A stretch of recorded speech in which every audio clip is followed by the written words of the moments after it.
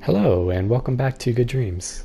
It is bright and early in the morning on July 22nd, and guess what just released? That's right, the virtual reality update for Dreams is here, and it is fresh off the stove, people. This video will be a first impressions walkthrough for what VR looks like on the PlayStation 4's Dreams. I woke up bright and early at 4:30 a.m. West Coast USA time just to get this update the minute it came out, and boy has it been worth it. I have spent the last 2 hours playing with all the different VR settings and introduction levels that Media Molecule has given us in order to give us a little taste of what VR looks like on Dreams. In addition to the VR tutorials, Media Molecule also supplies us with 3 starter games.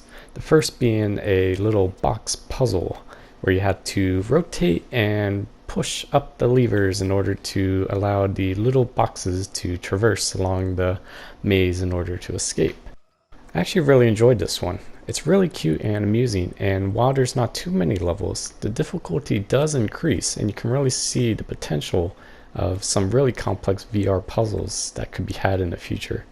These little cubes really remind me of the companion cube from Aperture Science, and honestly these VR levels from Media Molecule really have a Aperture/Portal vibe going on, which I definitely dig. My favorite of the included levels has to be this cube box escape game. It really reminds me of those awesome co-op levels in Portal 2 with the little robots. It even has the exact same color scheme of light blue and orange along a white background, so I definitely think Media Molecule took some good old inspiration from Valve. As far as the gameplay goes, it's actually really enjoyable. The controls are a little weird because it's third person in VR, so that takes a little bit of getting used to. The gameplay is really smooth though, and reminds me a lot of Super Meat Boy if it was in VR, which is pretty cool. Of the 3 minigames that Media Molecule included, the shooter one is probably the least fun in my opinion. It really doesn't have much going for it, and it's kind of bland and dull to be honest. It does serve its purpose as showcasing that first-person shooting can work inside of Dreams VR. However, I'm a little disappointed that we didn't get to see more. Something like being able to reload your gun in real time, or do anything besides basically shoot this little squirt gun of a pistol. Probably the most shocking thing to experience in this update was that the thing that was the most enjoyable to play was something that was not even built for VR. Just for a laugh, I want to see if I could play the amazing racing game Tectonic in VR. And while you definitely can, you are greeted with a warning screen that says this game was not made for VR and who knows what will happen. Despite all that, this game incredibly runs amazing in VR for not even supporting it, which just blows my mind that cross compatibility is this well implemented in Dreams. The only real glaring issue I had was it didn't like my 2 motion controlled Move controllers, as they don't have joysticks, and that makes it really hard to steer when you don't have joysticks.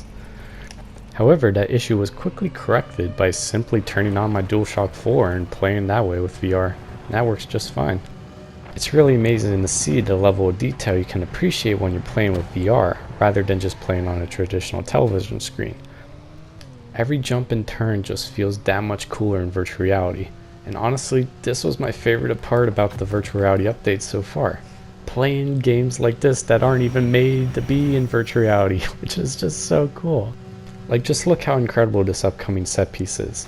It was really amazing in the original game, but when you put VR support into the mix, like, it just feels like you're in 4-dimensional space. I don't know, man, it's just wild.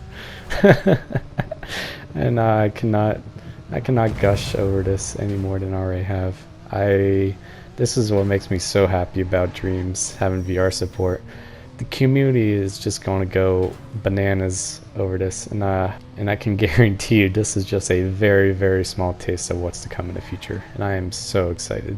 If you haven't bought a PlayStation VR headset yet, this is the game that should make you consider it. If you love playing wild and experimental indie titles that can do really fun stuff that you wouldn't see in AAA game development, this is where it's going to be at for the virtual reality community. At the time of recording this, it legit has only been a few hours since it released, and I am already blown away by what the update has given us so far. As a result, this virtual reality update for Dreams gets 2 thumbs up from us here at Good Dreams, and we are extremely excited to cover what the future has to hold for virtual reality on Dreams. If you enjoy watching in-depth reviews for the best games that can be found in Dreams, or would like to learn some creating tips from our interviews with the most talented developers on Dreams, then stick tuned to this channel as we got that and so much more.